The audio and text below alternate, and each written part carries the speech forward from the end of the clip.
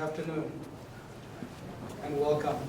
My name is Professor Sultan, Jahangir Sultan. I'm a professor of finance at Bentley University, and I've known Partha probably over the last 15 years now. And I've worked with him on several projects, and it's a great privilege for me to welcome you to this very, very important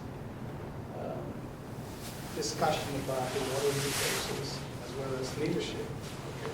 And let me give you a very brief background on Boston Pledge.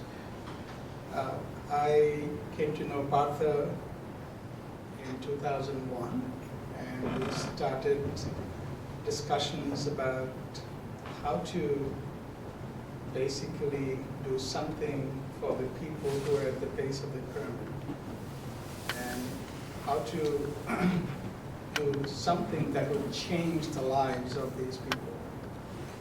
And we started, our first conference was in 2001, and since then Boston Pledge has taken a great leap forward, because deep inside we're always very fortunate with what we have.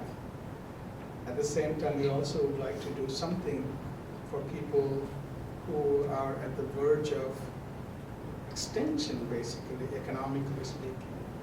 So we always like to do something, but there are no convenient platform. So Boston Pledge basically allows the gathering of all the kindred spirits who would like to do something. There were times when this auditorium was full. Today, the attendance is slightly low, but that's not discouraging to me at all. All it takes is one mind. One mind can essentially be the lightning rod to make changes in the lives of many people. So Boston Pledge is a great institution, and Partha has been going all around the world. And we all know about his illustrious background in McKinsey and consulting with all the heads of states. And I'm trying to get him to do something again with another country. But what sets Partha apart is not his glorious accomplishment, but his willingness to come down to this level so that he can be connected with the people who really need help. And that takes a lot of time, effort, personal resources, and I've never seen Partha complaining. So, ladies and gentlemen, it's my humble pleasure to introduce Mr. Partha Ghosh.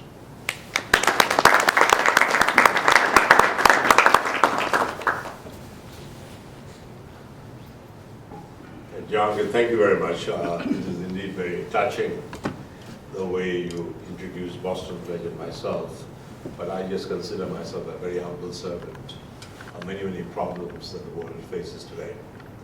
And indeed, I've been very privileged to see the problem both from the top of the pyramid as well as from the base of the pyramid. And I find the challenges at the base of the pyramid significantly more interesting than the challenges you face at the top of the pyramid. Top of the pyramid, we talk about financial crisis, we talk about innovation, we talk about what is the next stages of capitalism. But the base of the pyramid, we are talking about how to stay a little bit outside of what Jahangir called the zone of extinction. So the zone of extinction, that's where about 70% of the people of this world live. So I think it is our responsibility to spend some time to dedicate some of our resources for the people that makes up this world. When Charles Darwin talks about the survival of the fittest, I often feel that was perhaps the wrong theory, because at the end of the day, one person who survive would be the fittest. But I think what we are talking about is the fitness of nature, where we have to ensure that different types of individuals come together and we create an ecosystem which is healthy, which is moving forward, which has got hope, and in the process we could convert these hopes into something real. So thank you, Jahangir, for the introduction. And that's what Boston Pledge is about.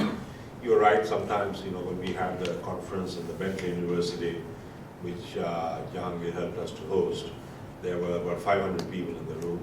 So there are times when people are excited, sometimes people are not excited. But the problems of the people who are close to the base of the pyramid continues. So I think we have to be a bit more steady and a bit more firm in our commitment, as opposed to depending upon the weather, or someone is feeling good or bad, they show up. It should not be something we do when we have the time. It's something we do because we believe in it, whether it's 1 day a year, whether it's 5 days a year. And that's how I look at the Boston Pledge. So once again, thank you very much for coming. I think it would be a good session, and I just want to introduce the agenda, if you will. And we are going through the first stage, which is a welcome and introduction, and I have a very, very special person who will be DCing this session, not emceeing it, but DCing it. And we make a distinction between Master of Ceremony versus Doctor of Ceremony, which is a more advanced type of ceremony you'll go through. And that's when we'll get into the real subject, which is how to uncover the leadership in you. And then we will move into the future of water, which perhaps is the most serious challenge the 21st century has to deal with. In fact, both the droughts are very serious.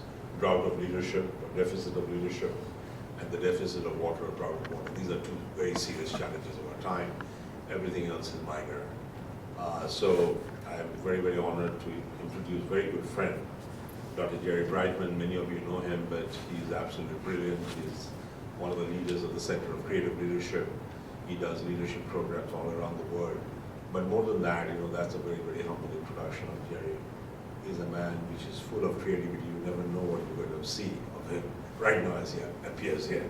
So I'm looking forward to those surprises, and then we'll take it from there. And then, of course, I'd like to thank the water team, which is my all very good friends. I don't look at them as my students, but my friends.